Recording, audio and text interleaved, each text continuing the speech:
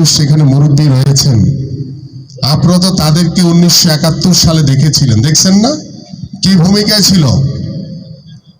রাজাকার ভূমিকায় ছিল।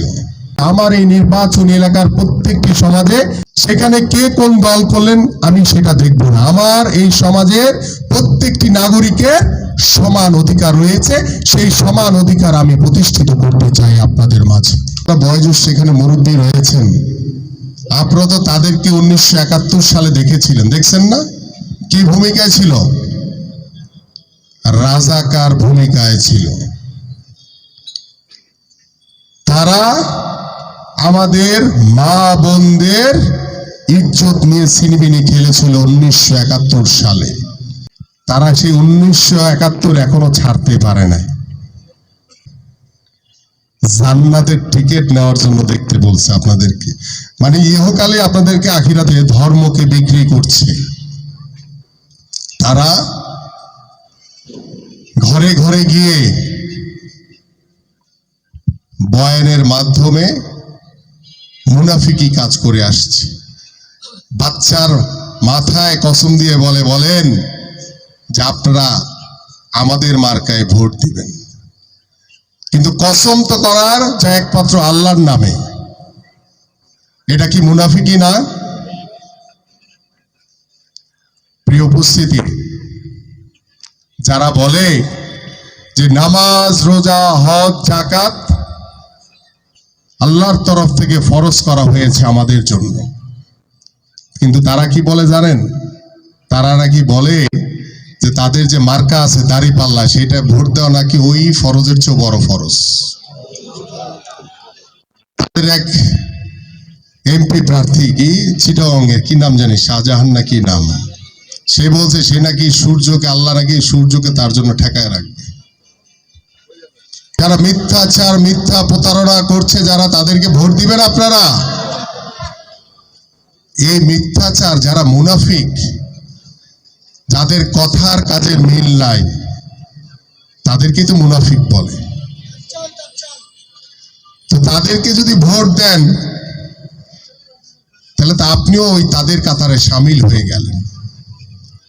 আমি আপনাদেরকে কথা বলার উদ্দেশ্য হচ্ছে আপনাদেরকে সতর্ক করা। আপনারা আমার চেয়ে অনেক বেশি ভালো জানেন, ভালো বুঝেন। আমি আপনাদের এলাকার সন্তান, ভাই, বন্ধু হিসেবে আমার কাছে মনে হয়েছে যেটা আমার ইমানি দায়িত্ব আপনাদেরকে সতর্ক করা। আমি সেই সতর্কটুকু আপনাদেরকে করেছি। জান্নাতের টিকিট দিতে পারবো না, কিন্তু আমরা আপনার পরিবারের সুরক্ষা দিতে পারবো। সমস্যা রয়েছে, সেই সমস্যাগুলো সমাধান করতে পারবো। আমরা আমাদের এই রাষ্ট্রের নিরাপত্তা এবং সুরক্ষা দিতে পারবো। আমি যদি আসি আমার নারীদের কাছ থেকে, যদিও বাংলাদেশে আমাদের জনসংখ্যার অর্ধেক হচ্ছে নারী, কিন্তু আমরা যেখানেই জনসমাবেশে যাই না কেন, আলোচনায় যাই না কেন, নারীদের সংখ্যাটা কমই থাকে। তারা ঘরে থাকতেই বেশি পছন্দ করে। কিন্তু সেই নারীদের ক্ষমতায়নের জন্য নারীদেরকে একটু কথাগুলো মনোযোগ দিয়ে শুনবেন। আমরা ওই জান্নাতের টিকিটের অফার করব না আপনাদেরকে। আমরা যেটা পারবো, যেটা বাস্তবসম্মত, সেটাই আপনাদেরকে প্রয়োজনে আমরা সেটাই আপনাদেরকে দেওয়ার চেষ্টা করব। ক্ষমতার মোহে তারা বাংলাদেশের ধর্মপ্রাণ, ধর্মভীরু মুসলমানদের সাথে প্রতারণা শুরু করেছে। তারা মুনাফিকি শুরু করেছে। তারা ঘরে ঘরে গিয়ে জান্নাতের টিকিট বিক্রি করছে। আমি জানি না আপনারা কেউ কিনছেন কিনা জান্নাতের টিকিট। যদি একজনও কিনে থাকেন আপনারা, তাহলে আপনার ঈমান নষ্ট হয়ে গেছে। কারণ তারা মওদুদি ইসলামকে বাংলাদেশে প্রতিষ্ঠিত করতে চায়। যে মওদুদি আমার রাসূল সাল্লাল্লাহু আলাইহি সাল্লামকে নিয়ে সমালোচনা করেছে। প্রথমে দারিদ্র সীমার নিচে যারা বসবাসকারী পরিবার রয়েছে, প্রত্যেকটি মায়েদের কাছে, প্রত্যেকটি পরিবারের কাছে আমরা ফ্যামিলি কার্ড পৌঁছে দিতে চাই। সেই ফ্যামিলি কার্ডে কি থাকবে?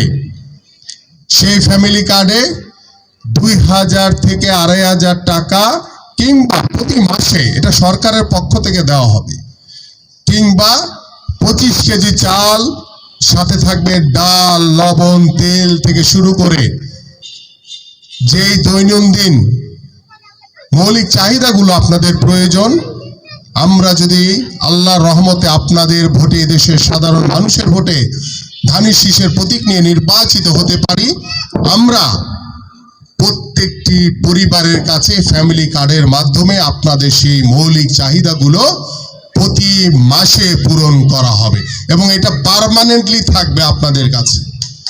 এটা বাংলাদেশ জাতীয়তাবাদী দল বিএনপি, আমরা যদি সরকার গঠন করতে পারি, এটা আমাদের ওয়াদা আপনাদের কাছে। আজকে যারা ঘরে ঘরে গিয়ে জান্নাতের টিকিট বিক্রি করে, তাদেরকে একটু জিজ্ঞেস করেন তো আপনারা, যে আপনারা আমাদের জন্য কি করবেন? আপনারা তো জান্নাতের টিকিট নিয়ে আসছেন, সেটা দেওয়ার মালিক একমাত্র আল্লাহ, কিন্তু আপনারা আমাদের জন্য কি করবেন একটু জিজ্ঞেস করুন। যদি কখনো আপনাদের কাছে আসে, কিচ্ছু বলতে পারবে না, কারণ তাদের কোনো পরিকল্পনাই নাই, তারা দেশ পরিচালনা করার অভিজ্ঞতাই নাই তাদের। তারা কিভাবে জানবে? তারা চিন্তা করছে কোনোভাবে যদি ধর্মপ্রাণ মুসলমান রয়েছে আমাদের প্রায় 95%, যদি কোনোভাবে মুনাফিকি করে ধোঁকা দিয়ে যদি বাই চান্স যদি হয়ে যায়, এটা কি সম্ভব?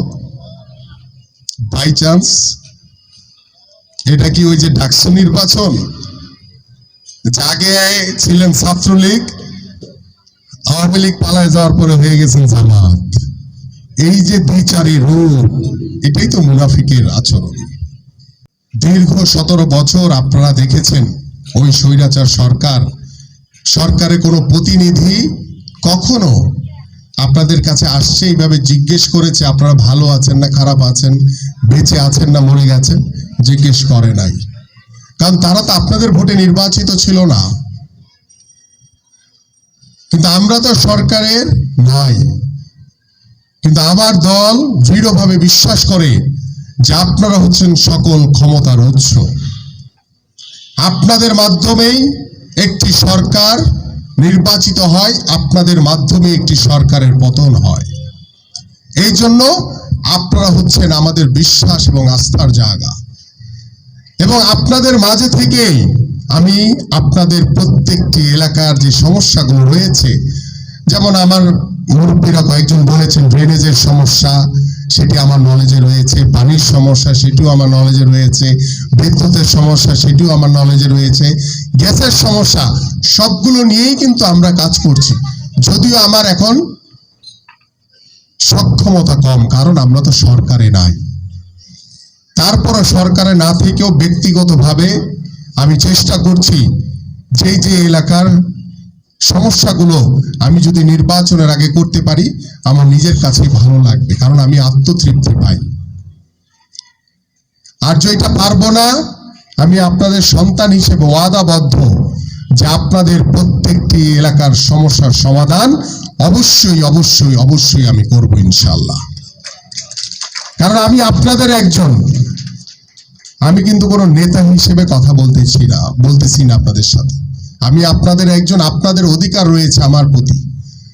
আমার বাসা Rupnagar eastern housing, Pallabi eastern housing এ, আপনারা যখন মনে চায় দিনে রাতে আপনারা আমার কাছে চলে আসতে পারবেন। প্রিয় উপস্থিতি, আমি আপনাদের কাছে দুটি আহ্বান করে শেষ করব। একটি হচ্ছে গত 17 বছর ওই স্বৈরাচার সরকার বিরোধী দল বিরোধী মতের উপরে জুলুম নির্যাতন নিপীড়ন করেছে, কিন্তু আল্লাহর রহমতে আগামী ফেব্রুয়ারিতে যে নির্বাচন হবে, সেই নির্বাচনে বাংলাদেশ জাতীয়তাবাদী দল বিএনপি যদি সরকার গঠন করতে পারি, ইনশাআল্লাহ নির্বাচিত হতে পারি, আমরা কখনোই কোনো বিরোধী মতের উপরে জুলুম নির্যাতন নিপীড়ন করব না। আমরা গণতন্ত্রে বিশ্বাস করি। গণতন্ত্রের সৌন্দর্য হচ্ছে ভিন্ন মত, ভিন্ন মতের মাধ্যমে আমরা বাংলাদেশের প্রত্যেকটি সমাজে, আমার এই নির্বাচনী এলাকার প্রত্যেকটি সমাজে সম অধিকার প্রতিষ্ঠা করতে চাই। সেখানে কে কোন দল করলেন আমি সেটা দেখব না। আমার এই সমাজের প্রত্যেকটি নাগরিকের সমান অধিকার রয়েছে, সেই সমান অধিকার আমি প্রতিষ্ঠিত করতে চাই আপনাদের মাঝে।